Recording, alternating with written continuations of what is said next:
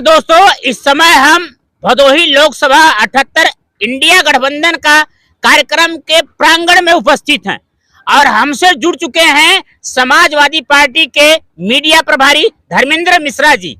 हम आपसे बात करेंगे और जानेंगे कि आज गठबंधन के प्रत्याशी पर्चा दाखिल करने वाले थे, किस कारण से नहीं किए और भीड़ के देखते हुए इनका क्या राय है, क्या कहेंगे सर? बंधु, भीड़ जो थी, हमारे समाजवादी पार्टी के क्रांतिकारी साथी भी थे, कांग्रेस के भी, अपना दल के भी थे साथी, और बूथ स्तर के नेता कार्यकर्ता आए हुए थे और नेताओं का लंबी कतार थी। भाषण, अपने विचार विमर्श करने में देर हुई और माननीय ललितेश त्रिपाठी जी जो है देर के कारण पर्चा दाखिला नहीं हो पाया और कल हमारा पर्चा दाखिला गठबंधन के प्रत्याशी का होने जा रहा है।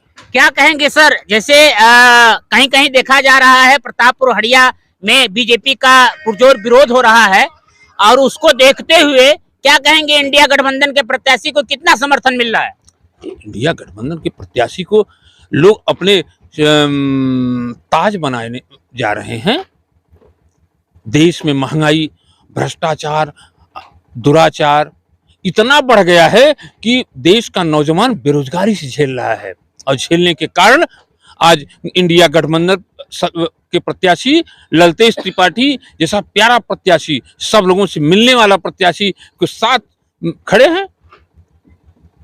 क्या कहेंगे कि भदोही के युवाओं को लेकर के, भदोही के बेरोजगारी को लेकर के और यहाँ की मुख्य समस्या को लेकर के हमेशा हर प्रत्याशी आते हैं, कहीं से जीत के चले जाते हैं, भदोही की समस्या बनी की बनी रह जाती है, इस विषय क्या कहेंगे आप? अरे भाई, आपने कहा भदोही की समस्या बनी की बनी रह जाती है। समाजवादी पार्टी की सरकार थे, औराई में ट्रामा सेंटर बन के तैयार हुआ, भारतीय जनता पार्टी ने अभी तक चालू नहीं किया। जिला अस्पताल भी बना है, उसका सिर्फ मेंटेनेंस करके चालू करना था, इन्होंने चालू नहीं किया। भदोही में आपका कारपेट मॉड बना है, ब्रिज बना है, सारी रोडें बनी है भदोही की, सपा की सरकार ने बना दिया और उसका अरे वो दिख रहा है 10 साल इनकी सरकार है, इन्होंने क्या बनाया? ये तो इसीलिए अपने प्रत्याशी को भगा देते हैं। वीरेंद्र सिंह को ले आए, संसद बना करके उनको भगा दिए। रमेश बिंद को ले आए तो रमेश बिंद से जनता सवाल न करे, पूछे आपने क्या विकास किया, इसलिए इन्होंने विनोद बिंद को ले आ दिया। विनोद बिंद के बाद किसी और बिंद को ले आ देंगे, इसके बाद किसी और बाबू साहब को ले आ देंगे, यही है। तो हमारी सरकार ने जो भी यहाँ से जीत के गया है, सब लोगों ने काम किया है और दिख भी रहा है, जिले में दिख भी रहा है, आपका पूरे लोकसभा में दिख रहा है, आज भी कार्य दिख रहा है जी। क्या कहेंगे? मोदी जी का नारा है 400 के पार, आपका क्या नारा है उस पर? आपने बड़ा अच्छा शब्द बोला है। इस देश के प्रधानमंत्री हैं, भारतवर्ष के प्रधानमंत्री हैं, वो कहते हैं 400 पार, पर उनके गृह मंत्री क्या कहते हैं? आपने ध्यान दिया कभी? क्या कहते हैं? गृह मंत्री जी कहते हैं उत्तर प्रदेश के 80 सीटों में मैं 85 सीटें जीत रहा हूं। उत्तर प्रदेश के मुख्यमंत्री माननीय योगी आदित्यनाथ जी यह कहते हैं कि सपा के सरकार में तो 46 में 56 एसडीएम यादव बनाए गए हैं।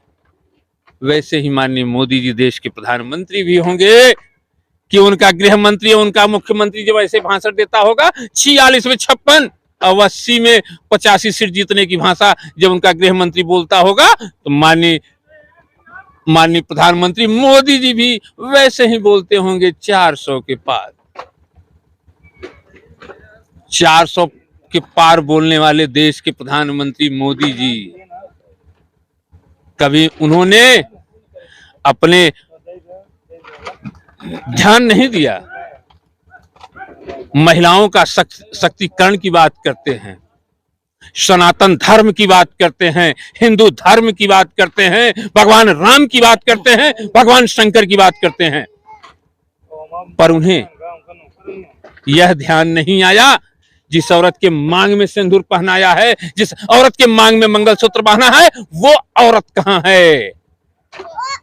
दर-दर ठोकरे खाने के लिए भेज दिया इन्होंने।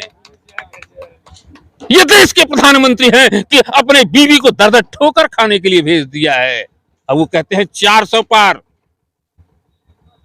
इस देश का नौजवान लौकुश की तरह अपने मां का अधिकार मांगेगा इस बार कि 400 सीट पाएंगे कि 4 सीट पाएंगे, ये उनको बताएगा इस देश का नौजवान जो बेरोजगार पड़ा है, जिसका पर्चा लीक हो जा रहा है, जिसकी मां चूल्हे नहीं जला पा रही है, जिसके मुंह में रोटी नहीं जा पा रहा है, वही लौकुश का रूप धारण करके जसोदाबेन का बेटा बनकर इनसे इंसाफ मांगेगा 2024 में, और इसका जवाब देंगे कि 404। ये आप ध्यान दीजिए। सुन रहे थे समाजवादी पार्टी भदोही के मीडिया प्रभारी धर्मेंद्र कुमार मिश्रा जी को।